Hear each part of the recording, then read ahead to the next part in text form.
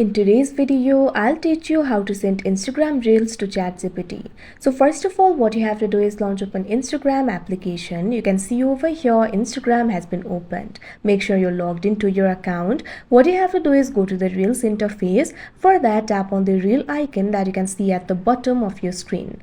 Now you can see over here, you'll be able to view the Reels over here. Find the Reel that you want to send. Once you do that, what you have to do is tap on the share icon that you can see right over here on that particular reel. Now you can see over here, you'll be able to share the reel. You'll be able to find various options over here. Right over here, you'll be able to find the option for share. What you have to do is tap on it. Now after you do that, you'll be able to view various applications over here. Out of this, what you have to do is simply find the option for ChatGPT, but make sure ChatGPT application is installed and you've logged into your account in ChatGPT. Once you do that, you'll be able to find the option for ChatGPT over here, tap on it. Now after you do that, you can see over here ChatGPT will be opened. In the message bar, you can see over here the link has been written. What you have to do is simply tap on the send icon.